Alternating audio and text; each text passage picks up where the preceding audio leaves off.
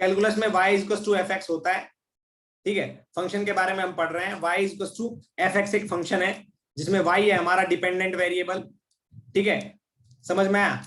और x जो हमारा आएगा वो आएगा इंडिपेंडेंट वेरिएबल, जिसकी फॉर्म में हम y को लिखते हैं, समझ में आया, इंडिपेंडेंट वेरिएबल, ठीक है ना।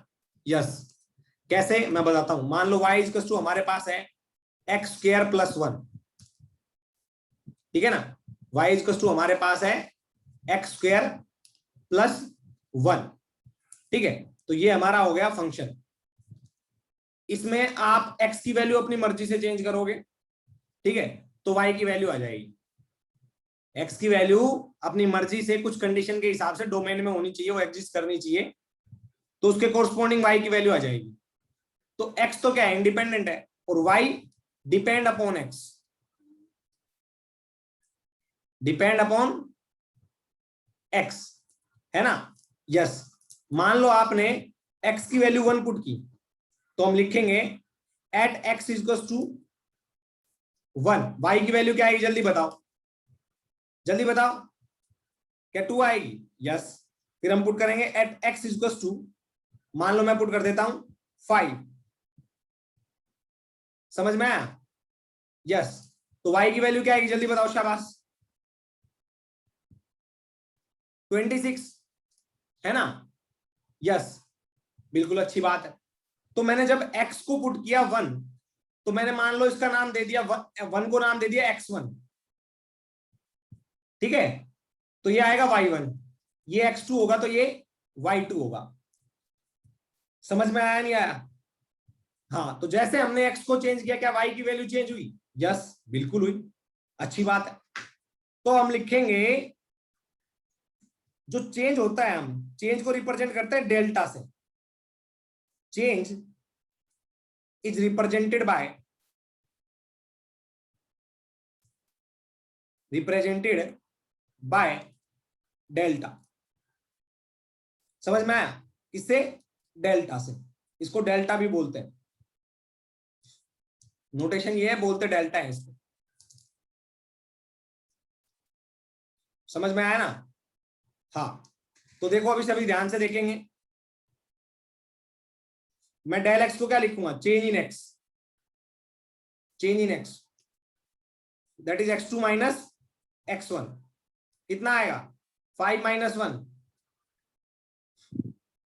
4, सिमिलरली डेल्टा y, समझ में आया, आया नहीं आया। तो हम लिखेंगे y2 माइनस y1, तो वैल्यू पुट करो आप, y2 की वैल्यू 26, y1 की वैल्यू 2, आंसर आ जाएगा 24, समझ में आया। यस, बिल्कुल अच्छी बात है, आपको भी आया, हमें भी आया समझ में,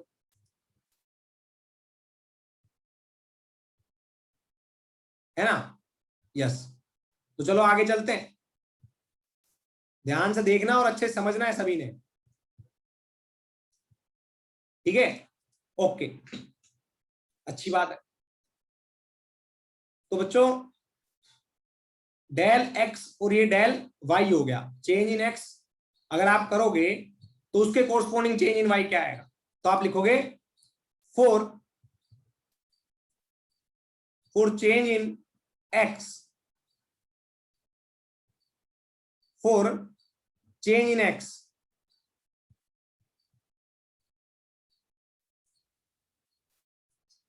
x that is equals to del x is equals to 4, there is a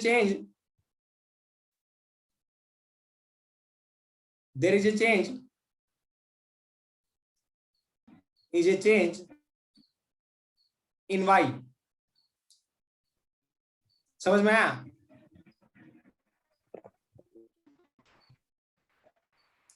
आया नहीं आया। यस, तो आप लिख दोगे कितना आएगा, 24। समझ में आया ना? यस, अच्छी बात है। अब बच्चों ध्यान से देखना है और अच्छे से समझना है सभी ने, ठीक है ना? हाँ, तो इसको तो डेल्टा से रिप्रेजेंट कर दिया। अगर चेंज हमारा बहुत छोटा हो तो डेल्टा एक्स को किससे रिप्रेजेंट करेंगे? If delta x is small तो इसको रिप्रेजेंट करेंगे डीएक्स से, और अगर डेल्टा वाई स्मॉल है तो इसको रिप्रेजेंट करेंगे बच्चों डीवाई से। समझ रहे हो मेरी बात? अगर चेंज इन एक्स हमारा बहुत छोटा है 0.0001 0.21 तो उसको डीएक्स से रिप्रेजेंट करते हैं। समझ में आया? जैसे मैं बात करूं, अगर if x1 equal to 1, x1 equal to 1 तो y1 की वैल्यू आएगी हमारी 2। Now if x2 equal to 1.01 तो y2 की वैल्यू आएगी 1.001 का स्क्वायर प्लस 1। सोल्व करोगे तो आंसर आ जाएगा आपका लगभग 2.003। समझ में आया? तो आपका देखो चेंज इन एक्स क्या आएगा? Change in x that is x2 minus x1, ठीक है? Yes, that is 0.001।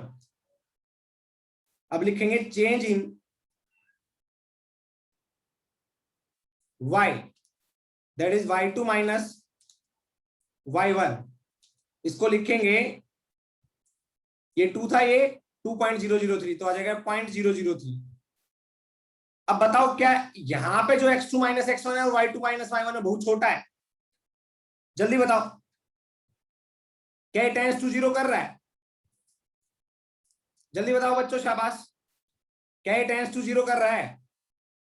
हाँ, तो इसको पहले तो रिप्रेजेंट किया लोगों ने लिमिट की फॉर्म में। उन्होंने लिखा लिमिट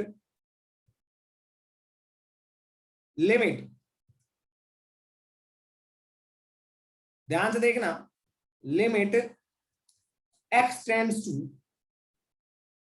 2। इसका मतलब ये 2 के करीब पहुंच रहा है, एग्जैक्टली 2 नहीं है, एग्जैक्टली 2 नहीं है, ठीक है? ऐसे जब आप लिखोगे limit del y by del x, change in y with respect to change in x, और आप लिखोगे del x tends to 0, because ये डेल एक्स टेंड्स टू क्या कर रहा है? 0 ही कर रहा है, लगभग 0 है ना ये, तो del x tends to 0, limit del y by del x, और where del x tends to 0। जब ये टेंड्स टू 0 करने लग जाएगा तो आप इसको डायरेक्टली क्या कर दोगे? This is nearly equal to dy by dx।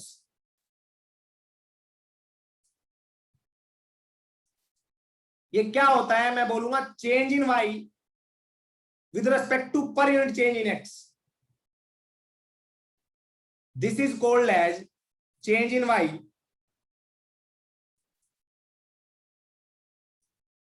with respect to per unit change in x, per unit change in x।